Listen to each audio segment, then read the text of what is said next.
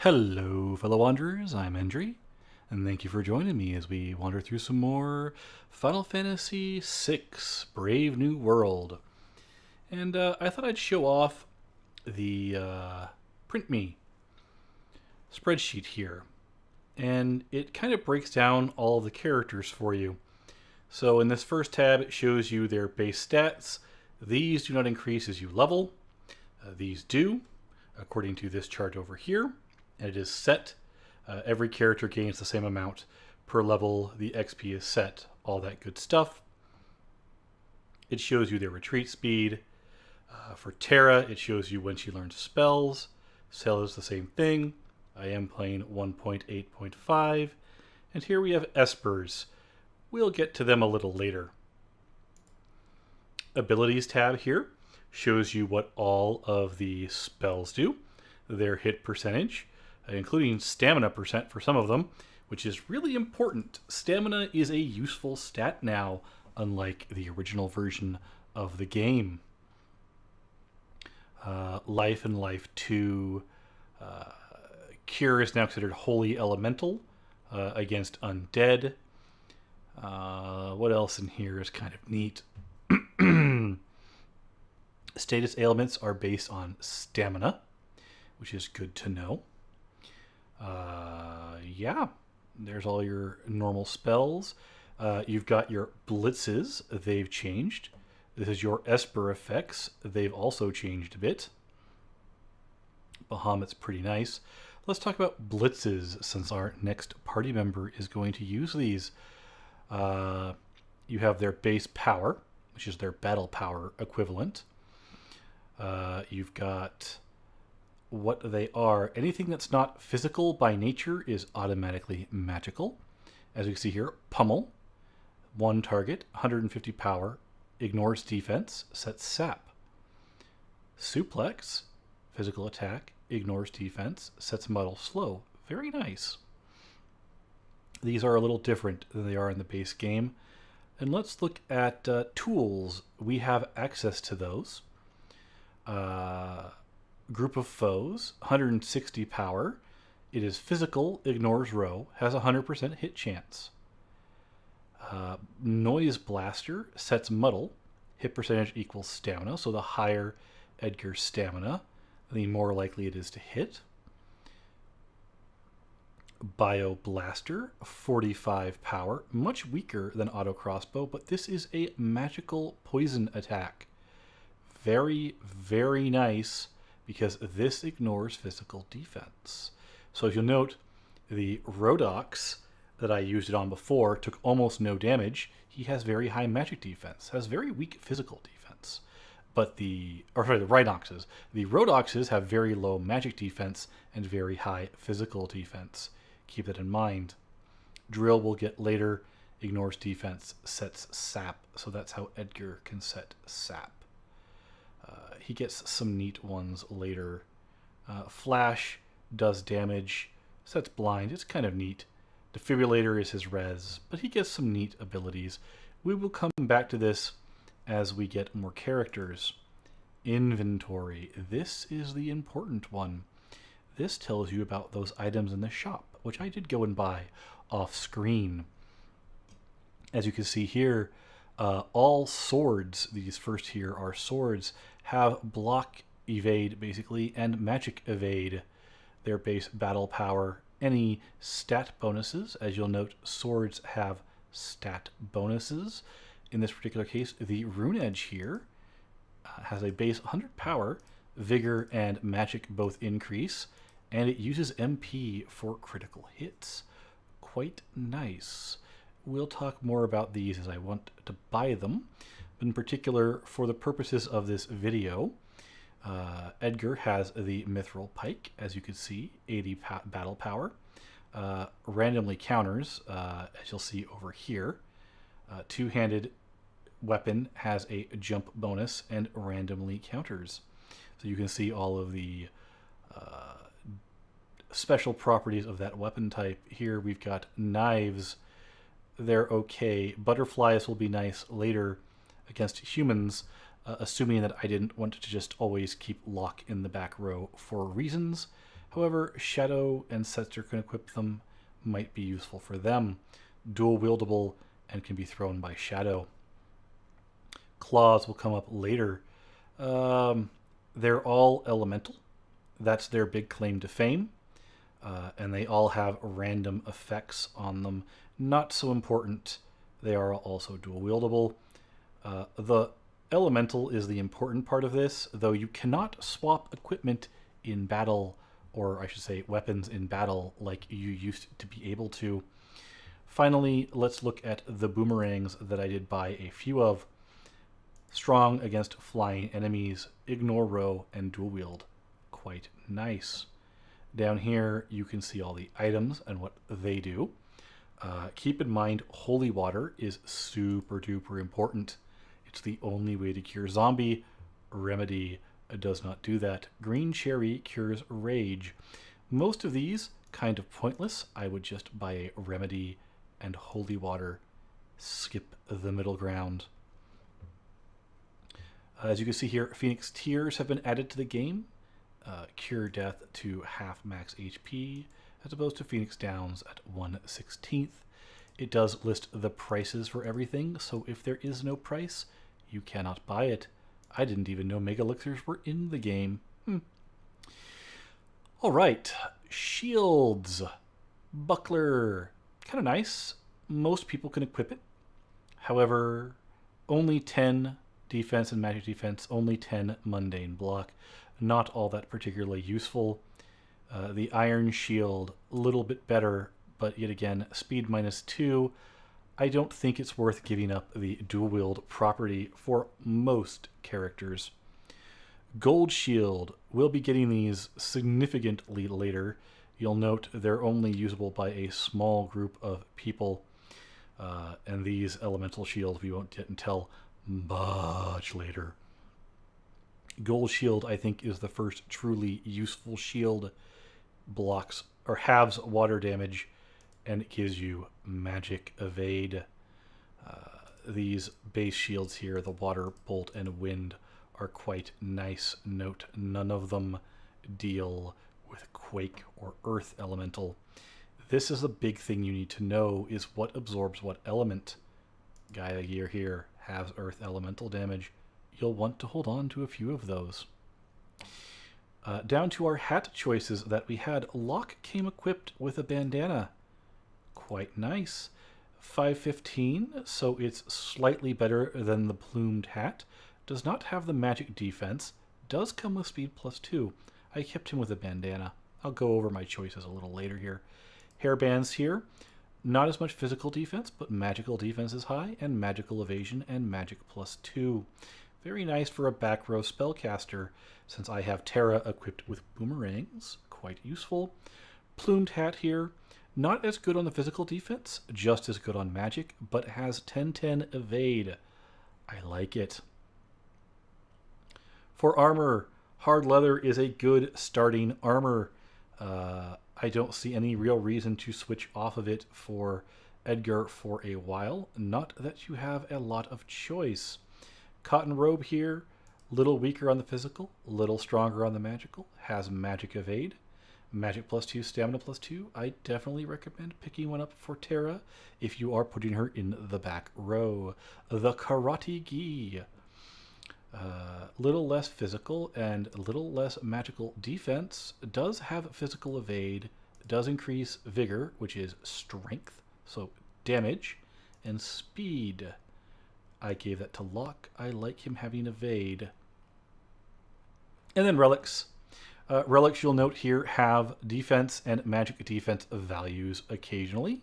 In addition, they raise things like vigor and stamina. So goggles should go on your melee characters. Go figure. Star rings, very good on your magic characters with their magic +2. Blocking poison. Of course, I like the block poison, block blind, so do keep that in mind. The Dragoon Seal here gives you 20 evasion. Very nice for Edgar. Kind of makes up for not being able to put on anything evasion-wise here. Also gives you vigor and speed. Makes you jump. Excellent item. It's 5,000 gold, definitely worth grinding for. And finally, if we go down, we'll eventually find the Knight's Cape. Oh, where is it? Where is it? There it is. Knight Cape. Does give you 10 evade, counterpoint to the White Cape, which gives you 10 magic evade. Gives you vigor and speed versus magic and speed. 12.5% hit points. Super nice for your melee characters early on. Shops. This shows you what every shop carries at a certain point in the game. So you see here you have initial. Later on, when Figaro Castle reappears, we'll see a couple of different items down here in the weapon shop in the World of Balance. So I guess you see a little bit here too. We get a holy water added to the list here. Here you'll see that we'll get a stout spear. We'll want to come back and pick that up. And we get the drill eventually. South Figaro here, item of the weapon shop, the armor shop, the relic shop, and the World Ruin version. There is the Returner's Hideout. We'll get to it in a bit. It does sell a few things in case you didn't have the money where you were. All right. Enemies. This is the important one. Enemies are grouped by sprite. Keep that in mind. You'll note they tend to carry traits here. Zombie here has the same sprite, does have MP. We'll talk about that when it becomes relevant. Has inverted weakness, though, strong against poison absorb, actually. But there you go, stat-wise. Because I don't particularly care for how this is laid out, because it's not by area, it's by sprite, which makes it a little bit less useful. One thing to keep in mind, human.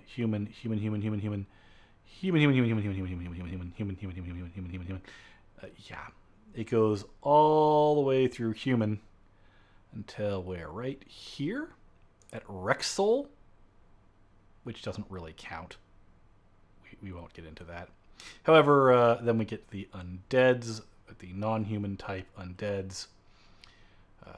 It shows you their statuses as far as float, shell, and sap. So it's laid out fairly well. All of your humans are here. All of your undead are down here. Here you've got your animal and beast types. All the way until you reach down to here-ish, somewhere in here. I think the Vaporite here kind of switches off of the animal type. Plants, if you're looking for a plant. And I'm not sure, I think these might be grouped mostly by, I'm not sure how they decided to group these in particular, to be honest, just that this is more of your generic overworld enemies. Endgame stuff, bosses tend to go here. Because they share the model type, you'll sometimes see normal enemies here as well. Just because the bosses, the late game bosses, have the same sprite. These, for some reason, they put all the mage types there. Well, I guess it's the rollover from here. And anyway, you'll see some of the later game enemies showing up down here. But that's your table. Get used to the layout. You will be referencing this a lot. Control F for find is very useful. With that being said, let's head back to South Figaro. I'll show you what I have equipped. I gave Edgar here the Dragoon Seal and a Star Ring for poison protection. Locke here got the Night Cape for the evasion and the Star Ring for poison protection, plus additional hit points never hurt, and Goggles and the Star Ring here for Terra. I could give her a second Star Ring to boost her magic more. However, I actually use her mainly for physical attacking, but I do want that poison protection. Chocobo stable here, if you need a Chocobo. There are random things in the chests here, so we're just going to go around and click things. Nothing on here. Ship isn't going anywhere. Yeah. This becomes more relevant much later in the game. We've got the cafe there. We'll go into the buildings in a bit here. Ooh, a phoenix down. Very nice. Save you trying to buy one. There used to be a path back here. There's not anymore. So you can't cheese a later part of the game that way. There is an entrance here. There's also an entrance down here, but we won't get into that quite yet. I'll show that from the other direction, in fact.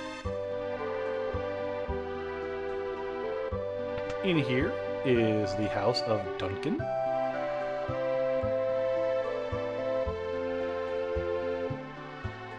And if we go down here, save point. Just in case you need to know there was a save point in there, we'll get to that in a later scenario. Let's pop in this house real quick. Grumpy old man. And if we pop downstairs, we'll see that we're actually in, well, slightly different building. A tonic, though. Ooh, very nice. Percentage-based hills are always nice to have. But yeah, there we go. We're just in that area there. Tonic. They just have tonics everywhere around here. Of course, in the original version of the game, tonics were your basic healing item. Dried meat was used for one very particular purpose, and it is no longer used for that. It is now your basic healing item. And a tincture. Tinctures are very nice. They're expensive, and 50 MP is always nice to get back, especially early in the game when you do not have much. Oh, I forgot to show off their normal equipment. Mithril Pike, plumed hat for the evasion, hard leather, double boomerang, bandana, karate gi, hairband, cotton robe, double boomerang, and everyone has been moved to the back row. And before I forget, I did turn off XP when they hit level 9, just to not over-level. Do not feel obligated to do the level of gold farming that I did. The Dragoon Seal is not strictly necessary. There's a secret passage back here that you're not supposed to know about yet. Elixir. Anything else? Oh, if you go back here, we're going to get a little cutscene here. And this will be important much later in the game. And we pop out here.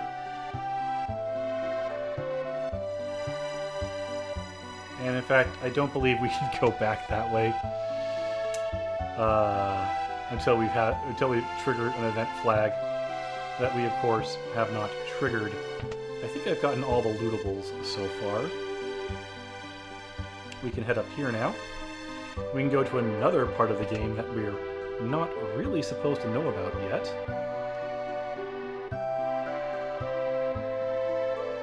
And down these stairs here. And there's some things here that we're not supposed to know about, but there is a passage here. In the original game, these chests had really good stuff in them. They don't anymore. I can't remember if there's anything hidden. No. If we head down here, we find another room with some chests in it. We get a tonic, always nice to have. No elixir, we get another tonic. Another tonic. And another tonic.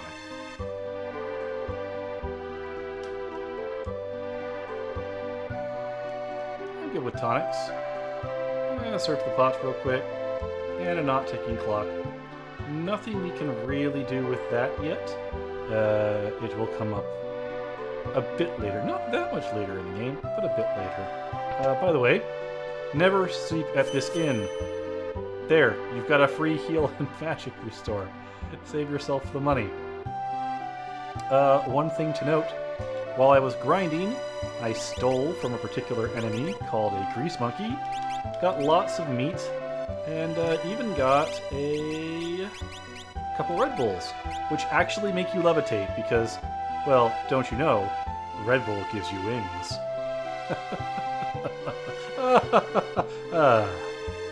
Yeah, that's the kind of humor you can expect from the game.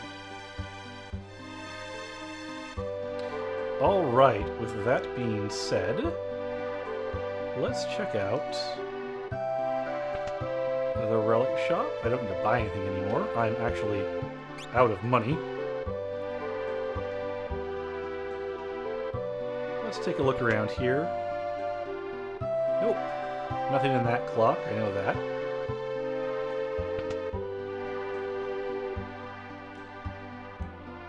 And some man who's lying in bed awake.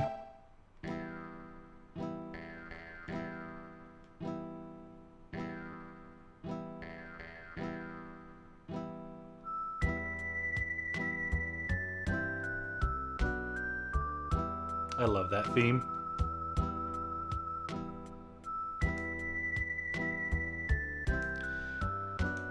Yes, here we have a future party member. In fact, if you couldn't tell by the fact that we get to name him, this is Shadow! Shadow is the glass cannon of the game, and he is pretty amazing. Early on, not so much. Later, definitely. Just looking for secrets. They put a lot of hidden stuff in Figaro. If you talk to this guy, he'll show you how to get to the old man's house from here, etc., etc. That becomes important a wee bit later. That being said, I think we've pretty much raided everything we're going to raid in South Figaro. Yep, certainly appears to be that way. So, why don't we go and move on a little bit? Or at the very least, take a small trip outside of town, and I will show you where I did most of my grinding. If we head up here, we find a small house. If we go into small house, we get a scene.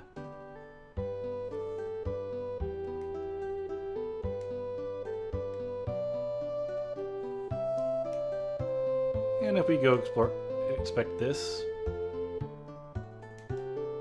we find a little bit of text. We find a tonic. We find some tea. We find waffles in the cupboard, even though that to me seems more like an armoire than a food pantry. And if you walk onto a bed, any of the beds, you get to sleep for free. Very useful. If you're going to grind, remember that that's there.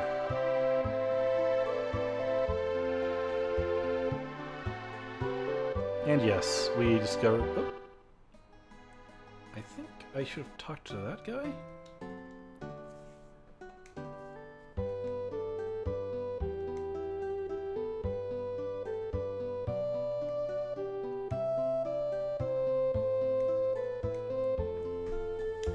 So I think in the original game it was implied that Duncan and both of his students lived there. Which made very little sense given the fact that Duncan's wife had a house in South Figaro. So I think in this version it was Sabin's place alone. Why he had 3 beds, I don't know, but welcome to Mount Colts, where the game starts to really hurt. We are going to use Noise Blaster here. I bought it for a reason.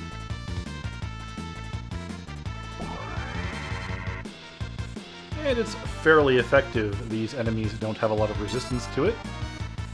And as you're going to see here, they're going to use Snowball. That move sucks. It really hurts when your magic defense is low. However, if you'll notice, they didn't actually turn around. It's considered a magical attack. It does not break Muddle.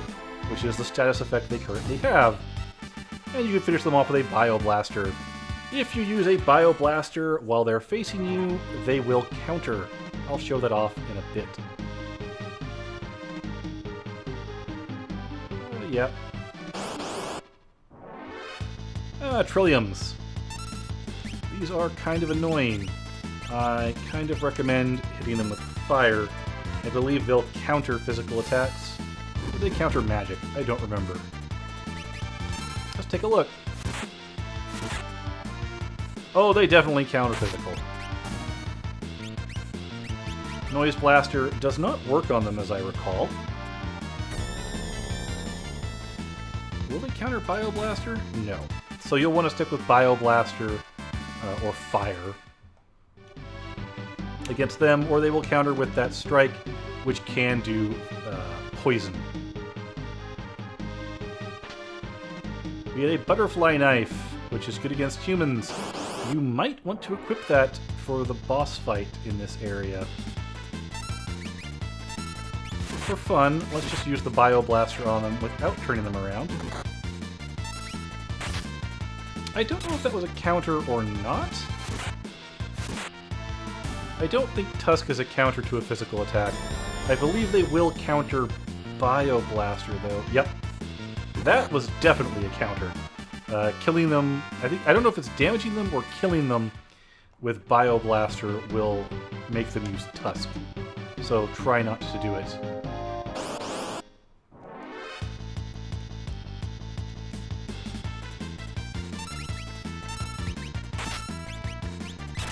However, Noise Blaster solves that problem fairly well, and hopefully keeps them from blizzarding your party, which is painful.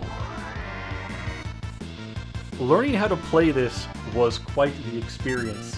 It is much, much more difficult. See, I shouldn't have done that. I should have just used Bio Blaster. And now you'll see why I hate Snowball. Look at that damage!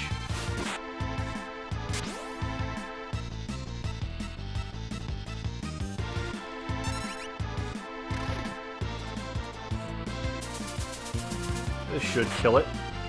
There we go. So Snowball can blind you. However, the old trick of equipping a status prevention item to remove a status still works. I'm gonna pop a couple of dried meats. I've got lots of them. Nope, shadowy figure.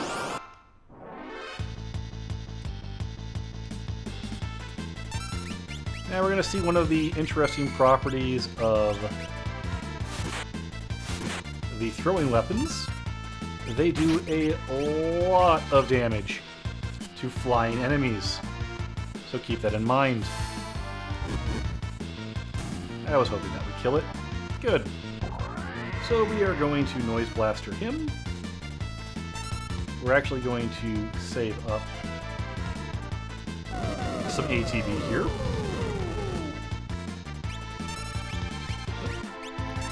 We might as well hit him with the Bio Blaster. And I'm not going to do anything else to him at the moment.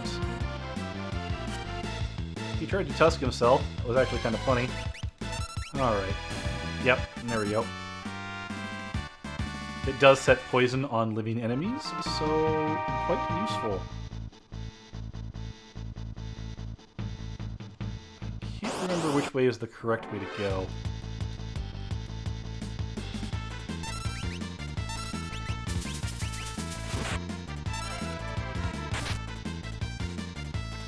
And we'll do a Noise Blaster. It really pays to use a little bit of strategy here. Well, since he's already turned around.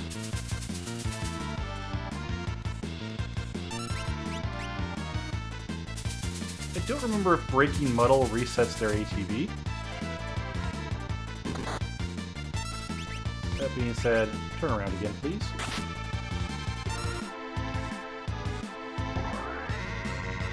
I could use Terra here to use fire on one. See, I was afraid they were going to do that. Fortunately, while they resist... Of course you had to do that. Turn around again! Ah, forget it. We'll use physical attacks. Yeah, so that should be enough to kill it. Throw one? Or directly throw one? Yeah, not so much that time. Oh well.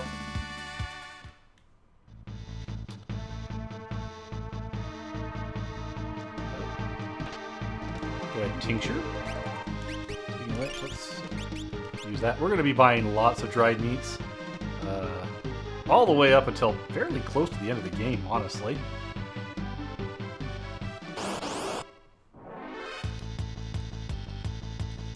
Yeah, brawler. We might as well steal from him. Ow. These Vaporites are really annoying. Hit everybody.